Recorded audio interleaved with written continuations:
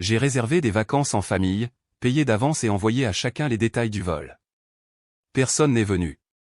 2 heures plus tard, mon frère a posté une photo d'une journée à la plage en famille depuis un autre resort. Je n'ai pas répondu. J'ai juste posté, rappel, c'est moi qui paie l'hypothèque de maman et papa. Le lendemain matin, j'ai annulé tous les paiements automatiques. Dans l'après-midi, mon téléphone a explosé de coups de fil de ma famille. Je n'ai pas répondu. Merci d'être là avec moi aujourd'hui. J'espère que vous passez une merveilleuse journée, où que vous soyez. J'aimerais que vous puissiez partager dans les commentaires depuis quelle ville ou quel pays vous regardez et quelle heure il est là-bas maintenant. Commençons notre histoire ensemble. Je m'appelle Ethan. J'ai 34 ans, et jusqu'à très récemment, j'étais le fondement invisible sur lequel ma famille était construite. Pendant plus d'une décennie, j'ai été la force tranquille et constante dans les coulisses, celui qui s'occupait des choses lorsque personne d'autre ne le pouvait ou ne le voulait. J'ai payé les mensualités de l'hypothèque de la maison de mes parents dans la banlieue de l'Ohio, la maison où j'ai grandi. J'ai tiré mon jeune frère, Jake, de dettes plus de fois que je ne peux le compter, prêts étudiants, paiement de voiture, et même les conséquences de quelques-unes de ces entreprises, à coup sûr, qui ont fait faillite. Je ne l'ai pas fait pour les louanges, je l'ai fait parce que, eh bien, parce que c'est ce que la famille était censée être, non? Une unité. Vous vous impliquez, vous vous aidez mutuellement. Mes parents ont toujours eu un peu de difficultés financières, et Jake, Dieu le bénisse, avait plus d'idées que de suivi. J'avais un bon travail dans le secteur de la technologie, je travaillais dur, je vivais raisonnablement et j'avais des économies. Cela semblait être la chose naturelle à faire. Mes parents appelaient, leur voix teintée d'inquiétude au sujet du prochain paiement de l'hypothèque, et je disais simplement, d'accord, maman, envoie-moi les détails. Jake racontait une histoire à propos d'une occasion à ne pas manquer nécessitant un capital de démarrage, et je lui transférais l'argent. Il n'y avait pas de reconnaissance de dette formelle, pas de plan de remboursement détaillé, juste une compréhension tacite que j'étais là. Lentement, subtilement, cela a changé. L'inquiétude dans leur voix lorsqu'ils appelaient pour de l'argent a diminué, remplacée par une attente. C'est devenu moins une demande, plus une information, Ethan, l'hypothèque est due, peux-tu t'en occuper, ou, je dois effectuer ce paiement d'ici vendredi, peux-tu me couvrir? Ils ne demandaient même plus vraiment, et les remerciements sont devenus moins fréquents et plus espacés. Mes visites à la maison étaient agréables, mais les conversations revenaient souvent aux finances ou aux derniers stratagèmes de Jake. Ma vie, mon travail, mes relations étaient secondaires, si elles étaient abordées. J'étais le pourvoyeur, le filet de sécurité. Ma valeur semblait directement liée à mon compte bancaire.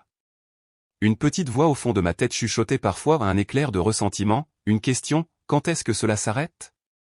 Mais je la réprimais. C'était ma famille, ils m'aimaient à leur manière. C'était juste notre dynamique. Peut-être qu'ils montraient leur amour en me laissant aider.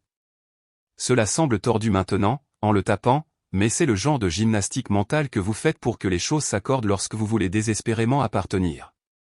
Au printemps dernier, cette petite voix s'est amplifiée. Je me sentais déconnecté, comme si j'étais juste une ressource, pas une personne.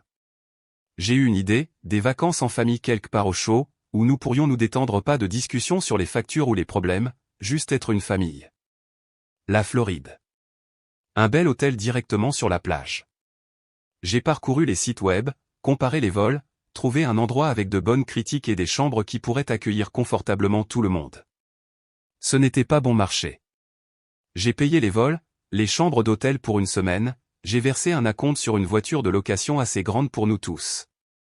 Cela a coûté près de 15 000 $, une part importante de mes économies, mais cela en valait la peine, je pensais.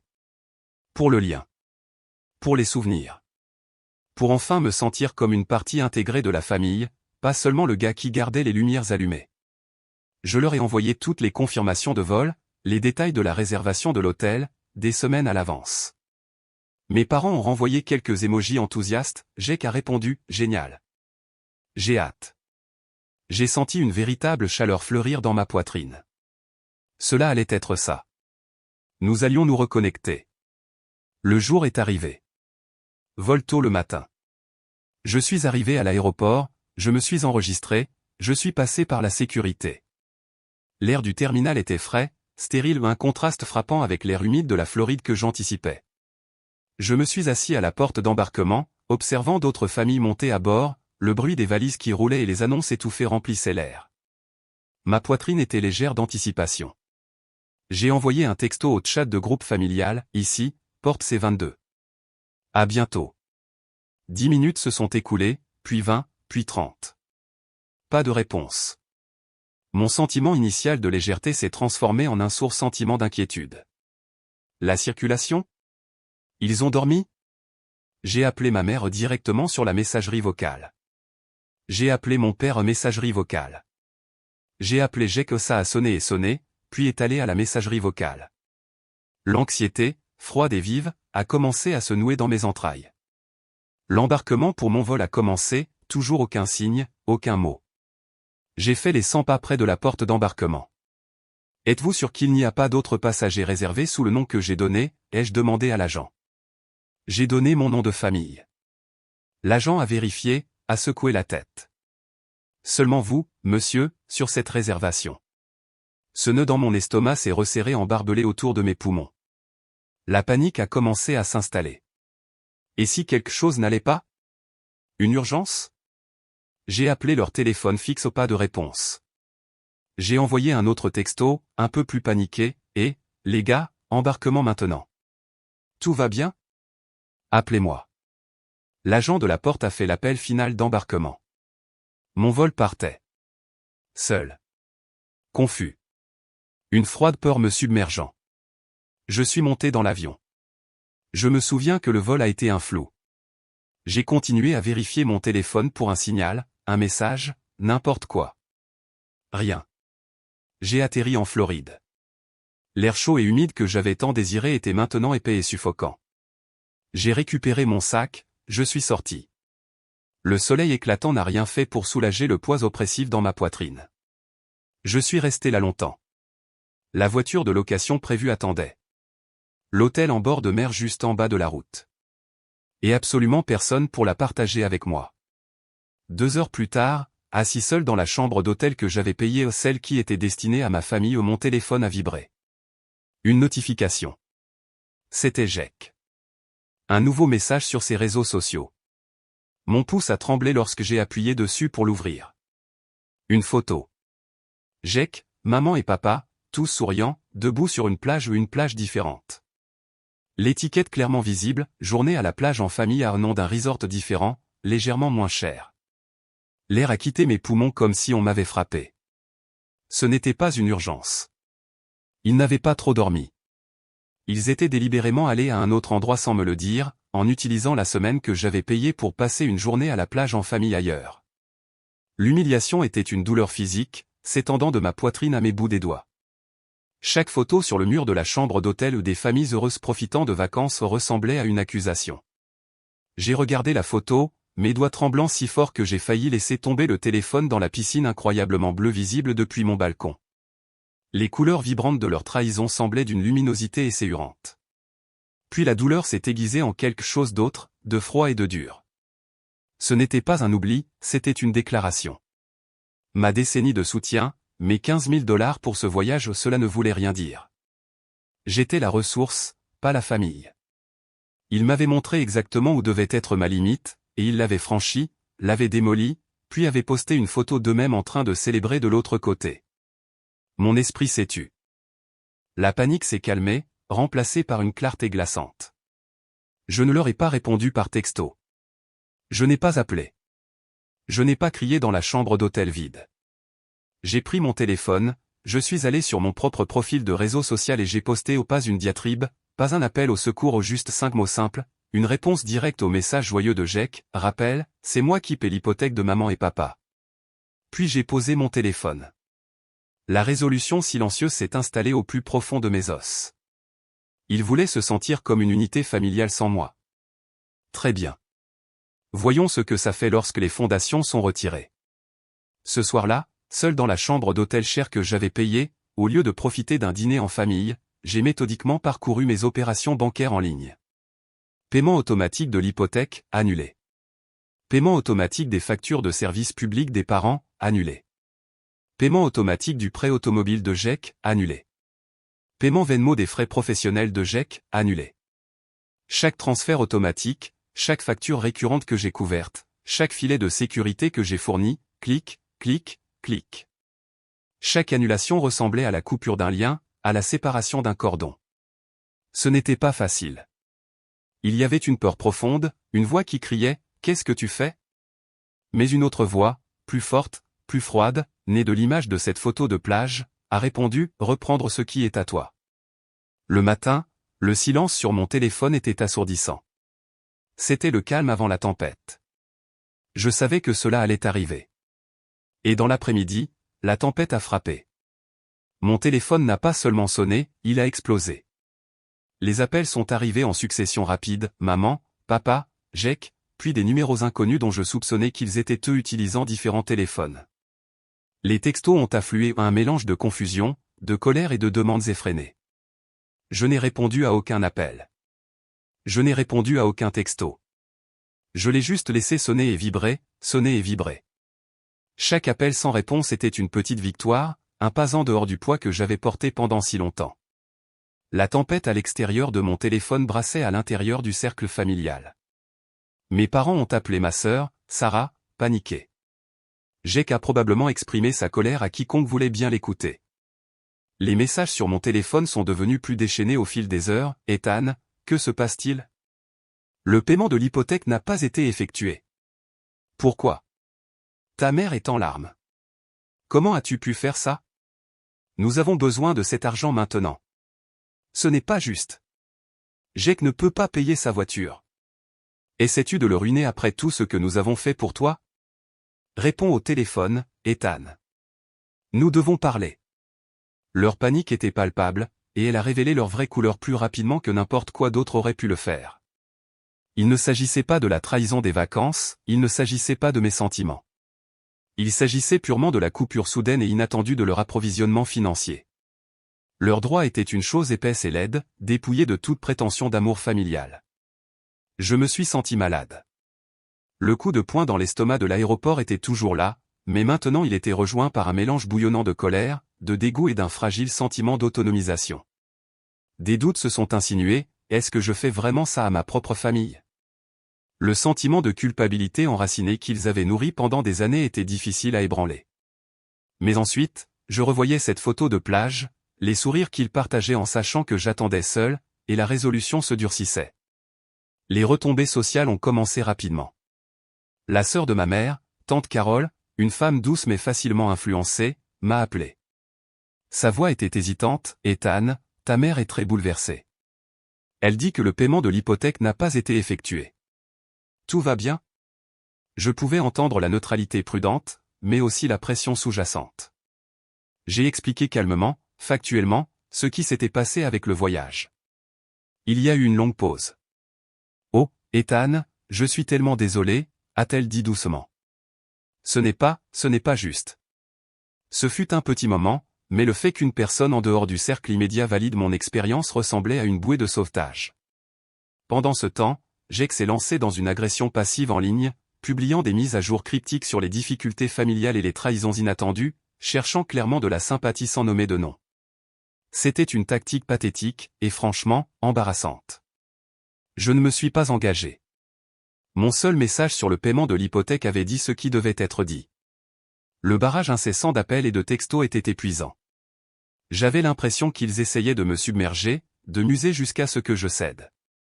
Je savais que je ne pouvais pas gérer cela seul ou pas efficacement. J'avais besoin de l'aide de quelqu'un qui comprenait les règles du conflit, de quelqu'un qui n'était pas impliqué émotionnellement.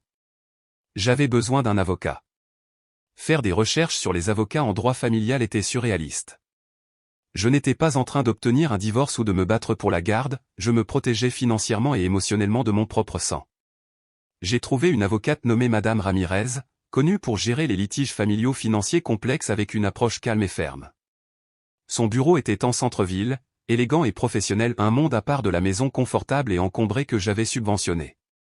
Assis dans son bureau, raconter la décennie de paiement, les voyages, les dettes et enfin, la trahison de l'aéroport, ressemblait à séparer un fil serré et douloureux.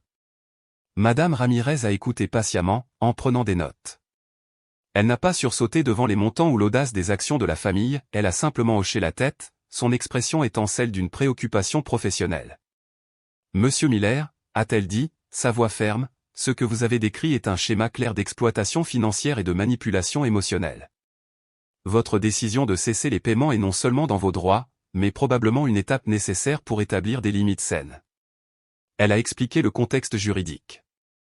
Bien que récupérer chaque dollar que j'avais dépensé au fil des années puisse être difficile sans accord de prêt formel, j'avais un dossier solide pour me protéger des réclamations futures et potentiellement récupérer certains coûts, en particulier les dépenses directes et documentées comme le voyage en Floride. Plus important encore, nous pourrions utiliser des voies légales pour communiquer, empêchant le harcèlement émotionnel.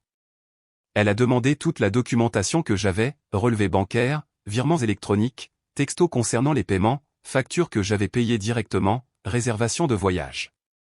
Pendant que nous discutions de l'histoire, Madame Ramirez a fait une pause. Vous avez mentionné avoir payé l'hypothèque de la maison de vos parents pendant de nombreuses années. Y a-t-il eu des discussions concernant l'ajout de votre nom à l'acte, ou un accord formel concernant vos contributions? J'ai secoué la tête. Non. C'était juste pour aider. J'ai supposé, je crois, qu'éventuellement la maison ferait partie de l'héritage, divisé entre moi, Jake et Sarah. Madame Ramirez a pris une note. L'héritage peut être complexe, et les suppositions, malheureusement, ne tiennent pas devant les tribunaux. Étant donné le niveau de votre soutien financier, en particulier concernant la propriété, j'aimerais examiner l'historique de l'hypothèque elle-même. Quand a-t-elle été contractée?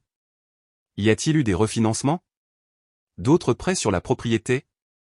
Elle a expliqué que parfois, dans des situations comme celle-ci, de vieux documents financiers pouvaient révéler des problèmes ou des arrangements sous-jacents que la génération actuelle ne connaissait pas entièrement. Cela ressemblait à une étape juridique standard, mais la façon dont elle a mis l'accent sur les problèmes sous-jacents m'a envoyé un petit frisson dans le dos. Cela laissait entendre qu'il y avait peut-être plus à leurs difficultés financières perpétuelles et à leurs droits que de la mauvaise gestion de l'argent. Cela ressemblait à la première traction sur un fil lâche, suggérant un modèle plus important et caché sous la surface de leur comportement. J'ai quitté son bureau en me sentant légèrement dépassé par la tâche à accomplir, mais aussi un sentiment de pouvoir silencieux. Je ne réagissais plus, j'agissais stratégiquement. Rassembler tous les documents financiers était un exercice austère et sobre. Les relevés bancaires s'empilaient sur mon bureau, chaque entrée étant une petite piqûre de trahison. Année après année, des milliers et des milliers de dollars s'écoulant tranquillement de mon compte pour couvrir leurs dépenses. Voir le volume de mon soutien financier mis en évidence a confirmé que je n'avais pas seulement aidé, j'avais été leur principal système de survie financière. Le montant total était stupéfiant, beaucoup plus que ce que j'avais consciemment compté dans ma tête au fil des années. Cela a solidifié ma résolution. Il n'y avait pas de retour en arrière. Lors de l'examen des documents que j'avais fournis, le bureau de Madame Ramirez a découvert quelque chose de crucial. Ce n'était pas une seule preuve irréfutable, mais une série de miettes de pain menant à une vérité cachée. Parmi les documents de refinancement hypothécaire d'il y a environ 15 ans, ils ont trouvé l'enregistrement d'un prêt secondaire important contracté sur la valeur de la maison. Ce n'était pas pour des améliorations de la maison ou des dépenses typiques. En creusant plus profondément et en croisant les données avec d'anciens documents publics, Madame Ramirez a découvert à quoi servait l'argent, couvrir les pertes d'un projet d'investissement désastreux et mal avisé dans lequel mon père et Jake s'étaient impliqués il y a des années, un secret qu'ils m'avaient caché. Le secret passé. Le besoin perpétuel d'argent. L'incapacité de jamais aller de l'avant. La peur profonde derrière leurs droits. Ce n'était pas seulement une irresponsabilité générale, ils s'étaient handicapés financièrement il y a des années avec un pari insensé et secret et s'étaient tranquillement appuyés sur mon revenu croissant pour les sortir lentement et implicitement sans jamais avouer la véritable origine de leur fardeau. Ma décennie d'aide n'était pas seulement un soutien général, c'était inconsciemment les sortir d'une dette secrète spécifique, importante, contractée par leurs propres mauvais choix. Cette découverte, les documents de prêt, les documents la reliant à l'investissement raté où était la clé. Ce n'était plus seulement ma parole contre la leur, c'était la preuve concrète qu'ils avaient été activement trompeurs quant à leur situation financière et à leur raison de demander mon soutien pendant des années. Cela expliquait la profondeur de leur panique lorsque je les ai coupés. Ils ne perdaient pas seulement de l'argent facile, ils perdaient le mécanisme qui avait empêché leur secret de s'effondrer complètement sur eux. Les preuves m'ont donné du pouvoir, mais m'ont aussi laissé chancelant. La trahison semblait plus profonde, plus froide. Toute mon histoire avec eux ressemblait à un mensonge. Vers cette époque, un courriel surprenant est arrivé dans ma boîte de réception. C'était de ma tante Carole. Après notre bref appel initial, elle avait fait quelques recherches discrètes elle-même et avait parlé à un autre parent qui connaissait des fragments de l'ancienne histoire de l'investissement. Elle avait aussi vu les messages passifs-agressifs de Jake et ma réponse simple et puissante. Mon message, couplé à quelque chose d'autre qu'elle avait observé, avait complètement changé son point de vue. Elle m'a écrit pour m'exprimer son soutien et confirmer qu'elle avait longtemps senti que quelque chose n'allait pas avec les problèmes d'argent constants de mes parents, même si elle ne connaissait pas les détails. Elle a validé mon sentiment d'être exploité. L'allié inattendu. Tante Carole n'était pas dans la ligne de mire directe, mais sa validation extérieure et sa volonté de me soutenir ont semblé incroyablement importantes. Elle a proposé de fournir une déclaration si nécessaire, confirmant l'histoire de secrets financiers de la famille et leur tendance à s'appuyer fortement sur quiconque était prêt à aider. Armée de preuves indéniables du secret passé et de la validation d'une alliée inattendue, Madame Ramirez nous a conseillé de planifier une réunion formelle pas encore devant les tribunaux, mais une confrontation médiée. Une chance de présenter la vérité et de tenter une résolution avant de prendre d'autres mesures juridiques.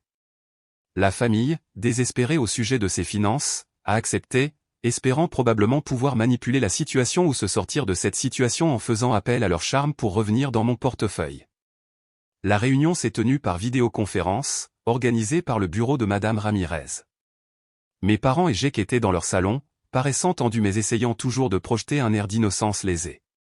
Je me suis assis à côté de Madame Ramirez dans sa salle de conférence, ressentant un mélange de peur et de détermination sombre. La réunion a commencé par Madame Ramirez exposant le but, discutant des arrangements financiers de la dernière décennie et établissant des limites claires pour l'avenir. Elle a ensuite présenté calmement l'aperçu de mes contributions financières, étayées par les documents compilés. La famille a bougé inconfortablement, marmonnant au sujet de l'aide et de la famille. Puis Madame Ramirez a sorti le document clé. M et Madame Miller, Monsieur Jake Miller, a-t-elle dit, sa voix claire et ferme. Lors de l'examen des dossiers hypothécaires, nous avons trouvé des documents concernant un prêt secondaire important contracté sur cette propriété il y a environ 15 ans. Nos recherches indiquent que ce prêt a été contracté peu de temps après la dissolution d'une entreprise impliquant Monsieur Miller Senior et Monsieur Jake Miller. J'ai regardé leur visage à l'écran. La couleur s'est écoulée d'eux. Le masque soigneusement construit de fierté blessée s'est brisé en un instant, remplacé par une panique et une peur brute. Il savait exactement de quoi elle parlait. Cela n'a rien à voir avec Ethan, a bredouillé mon père, mais sa voix a vacillé. C'était il y a longtemps. Ce n'est pas pertinent, a ajouté ma mère, sa voix stridente. Vous ne comprenez pas. C'était compliqué, a ajouté Jake, ayant l'air pâle. C'est tout à fait pertinent, a rétorqué Madame Ramirez, son ton ferme. Cette dette semble être la principale raison de la contrainte financière continue que vous avez connue et que Monsieur Ethan Miller a inconsciemment subventionnée pendant une décennie. Il n'a pas été informé de l'origine ou de l'ampleur de ce fardeau spécifique. Ce fut le moment de la justice. La vérité, étayée par des preuves irréfutables, a mis à nu leur tromperie. Ils étaient exposés au non seulement leur cruauté récente, mais les années d'omission calculées qui avaient fait de moi leur filet de sécurité involontaire pour une dette secrète. J'ai alors parlé, ma voix calme mais ferme. Toutes ces années, ai-je dit, les regardant directement à l'écran, toute l'aide, les sacrifices, et vous ne m'avez jamais dit la vérité. Vous m'avez laissé croire que j'aidais simplement avec les factures générales alors que je payais pour un secret que vous m'avez caché. Ma voix s'est légèrement brisée sur le dernier mot non pas de tristesse, mais du poids de la trahison.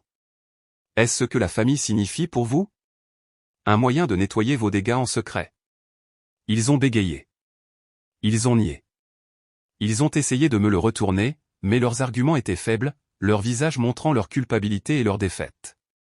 Le pouvoir avait changé. Ils n'avaient plus le levier de leur secret ou de mon ignorance. Ils étaient juste 3 personnes qui avaient exploité la loyauté et la générosité de leur fils et de leurs frères, et maintenant ils étaient pris. La confrontation ne s'est pas terminée par des excuses, mais par un silence stupéfait et en colère de leur part, suivi de la déconnexion soudaine de l'appel. Il n'y a pas eu de scène dramatique au tribunal, pas de foule qui acclamait, juste le clic silencieux d'une souris terminant une vidéoconférence et le profond silence qui a suivi dans le bureau de Madame Ramirez. Mais ce silence était différent. Ce n'était pas le silence vide d'attendre seul à un aéroport, c'était le calme après le passage d'une tempête, un sentiment de libération, comme se débarrasser d'un lourd manteau suffocant que je ne réalisais pas porter. Madame Ramirez s'est occupée du suivi formel, des lettres juridiques établissant aucune autre obligation financière, une limite claire concernant la communication, tout en poursuivant légalement le recouvrement de chaque dollar possible. Ce serait un processus long et épuisant, coûtant potentiellement plus en frais juridiques et en énergie émotionnelle qu'il n'en valait la peine. Nous avons convenu que l'objectif principal, me protéger et établir des limites, avait été atteint. J'ai choisi de ne pas poursuivre le recouvrement du montant total, reconnaissant cela comme une leçon douloureuse et coûteuse. La vraie victoire n'était pas financière, c'était ma liberté. La famille ne l'a pas pris avec grâce. Ils ont continué leur campagne de diffamation parmi les parents et les amis, me peignant comme cruel et sans cœur, les abandonnant dans leurs moments de besoin. Mais la connaissance silencieuse du prêt secret, chuchotée parmi quelques membres de la famille de confiance comme tante Carole, a compliqué leur récit. Certaines personnes les ont crues, d'autres se sont tranquillement distancées, et quelques-unes, comme Carole, se sont fermement rangées de mon côté. Cela m'a montré quelles étaient les connexions authentiques. La vie après avoir rompu les liens était plus calme. Les appels effrénés se sont arrêtés. Le poids de leurs besoins financiers s'est envolé. Il y a eu des moments de profonde tristesse, pleurant la perte de la famille que j'avais idéalisée, celle pour laquelle j'avais tant sacrifié. La thérapie m'a aidé à traiter les années de manipulation et à développer des mécanismes d'adaptation plus sains. J'ai appris à reconnaître les signes de manipulation et de droit, tant chez les autres que dans les voix persistantes du doute dans ma propre tête. J'ai commencé à investir en moi-même, dans les amitiés. Mon ami qui m'avait validé dès le début est devenu un confident plus proche. Tante Carole et moi avons commencé à avoir des appels téléphoniques réguliers, construisant un nouveau type de lien familial basé sur l'honnêteté et le respect mutuel. Ces relations étaient différentes, plus légères, authentiques, réciproques. Ils ne demandaient rien, ils offraient du soutien et de la compagnie. C'était ma famille choisie, construite sur une base de vérité, pas de dette. J'ai aussi appris à fixer des limites dans tous les domaines de ma vie, grands et petits. Dire non est devenu plus facile. Prioriser mon propre bien-être semblait moins égoïste et plus nécessaire. J'ai commencé à poursuivre des passe-temps que j'avais mis de côté, j'ai voyagé et j'ai investi mon argent dans mon propre avenir, pas le leur. J'entends parfois des informations de seconde main sur ma famille. Ils ont des difficultés financières sans mon soutien, comme Madame Ramirez l'avait prédit. Jake est apparemment en train d'essayer une autre chaussure qui ne se passe pas bien. Mes parents se plaignent de devoir gérer leurs propres factures. Ils ne se sont jamais excusés. Je ne m'attends pas à ce qu'ils le fassent, leur droit est trop profond. Mais leurs difficultés ne sont plus mon fardeau à porter. En regardant en arrière, la trahison de l'aéroport, la photo, l'acte froid d'annuler les paiements, c'était mon point le plus bas. C'était le moment où le mensonge confortable dans lequel j'avais vécu s'est brisé, me forçant à affronter la vérité douloureuse sur ma famille et mon rôle dans la dynamique. Cela a fait plus mal que tout ce que j'avais jamais vécu, mais c'était aussi le moment le plus libérateur de ma vie. Cela m'a forcé à tracer une ligne dans le sable, une limite construite non seulement avec des mots, mais avec des actions concrètes et un soutien juridique. C'est une leçon difficile à apprendre que les personnes qui sont censées vous aimer inconditionnellement peuvent être celles qui vous blessent le plus, et que parfois l'acte le plus courageux est de s'éloigner pour se sauver soi-même. La famille ne se résume pas seulement au sang, il s'agit de respect, d'amour et d'honnêteté. Et si ces choses manquent, il est normal de redéfinir ce que la famille signifie pour vous. Il est normal de choisir la vôtre. Avez-vous déjà dû redéfinir ce que la famille signifie pour vous? Partagez votre expérience dans les commentaires ci-dessous.